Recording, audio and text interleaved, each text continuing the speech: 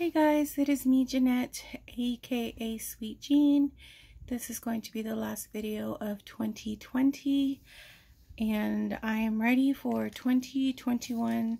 And I know not everything is going to be better and all the bad's going to go away overnight, but I'm just ready. You know how they always say, new year, new me. Well, we'll see how that goes. This is an update video in regards to the last video that I had up. With the anxiety that I had and still kind of have with my CT results. I did contact my doctor yesterday, requested a call back. Of course, it was late in the day, and so they didn't get back to me till today in the afternoon. The nurse did call me back yesterday to say that they did receive the message, that they were pulling those reports and that they were going to put them on her desk and to expect a phone call today sometime. So I waited patiently because I know they're off tomorrow, and I know that they have a day full of patients, and you know,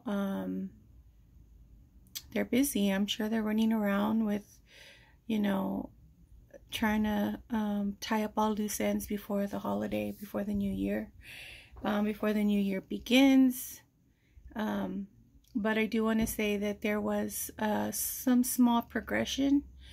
I wrote some notes down, but my notes are a little bit like chicken scratch, so I didn't get all of the details because I was just so anxious and so frustrated and trying to keep calm and collective while I was hearing the information and trying to write down some of the information. One of my lymph nodes grew. I don't know. I put lymph nodes and then I put the number 2 and I circled the number 2, so I'm thinking that maybe 2 lymph nodes were affected. And then I wrote down 2 numbers, 0.7, 0.6. And then I wrote down point dash and then 0.7. I don't know, guys. I know that there was a small growth in the lymph nodes. Whether it was 1 or 2, I can't be certain. And then after the fact, when I was trying to read my notes, I couldn't understand my own writing. I went on my patient portal to pull up the results, but they hadn't been scanned into my patient portal yet, so I don't know the exact numbers. These are just the numbers that I wrote down, and like I said, I was in my full right mind. And then there was some growth in the cyst that I have in my left breast. Original size was 2.1 by 1.6. And so then it jumped up from 2.5 to 1.9. So it went from 2.1 to 2.5 and 1.6 to 1.9. So she said to me, you know, it wasn't a very big or significant growth. It was a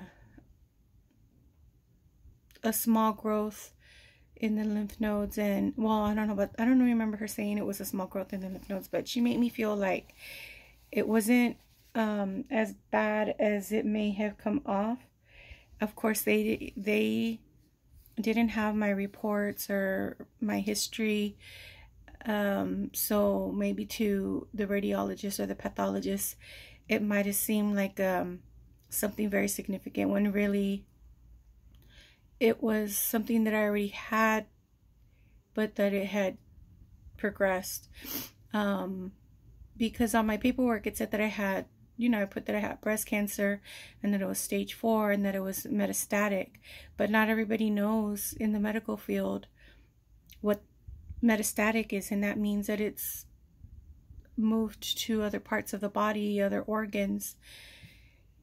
So I just feel the radiologist, or actually the technician, although he was trying to be helpful, he he just put a lot of anxiety on me, because first he was like, you know, I had to stay on the table because he saw something, and he wanted to wait before I got off the table to see if the radiologist wanted, or the pathologist wanted to run any more tests before I left. Then he came back and he was like, okay, we'll go ahead and gather your stuff, but I need you to wait in the waiting room because I still haven't heard back from the pathologist or the radiologist, but don't leave. So of course my heart starts racing and all the thoughts start coming in, and I'm already an anxious person, and I'm already a dramatic person as it is, and I just feel with my emotions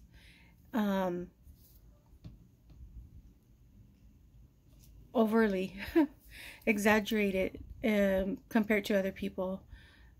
But anyhow, so I made it a point to go ahead and get ready because we are going to have some family members come over. It is New Year's Eve, and they're family members that are in our little bubble. And we're, with everything going on in the world, we're pretty safe. Try to stay sterile. Try to stay, you know, sanitize and wash our hands and wear a mask when we go out in public, and, you know, carry your paper towels and etc., etc. Because my parents are older and they don't want to get them sick because they're susceptible. And then their sister, which is me, they don't want to get me sick because they know that my immune system is low. So they're extra careful. Of course, you can't ever be 100% sterile or careful or etc., but they try their best. So we're gonna have some people over, like I said, that are in our little bubble that always quarantine and work from home, and you know what I mean. They take precautions because a little trick that I try to do is, if I have bad news, or if I'm going in somewhere where I know I'm going to get news that possibly could upset me, I always put a full fresh of makeup because I'm less likely to cry and I'm more able to hold it back because I don't want to ruin my makeup. So I put on a full fresh face of makeup, and thought I'd come on and give you guys an update. I thought you guys deserved it. So the plan is to discontinue the chemotherapy that I am currently on because it is just too rough for my body, and it's starting to slow down as far as being effective to protecting the tumors that I already have.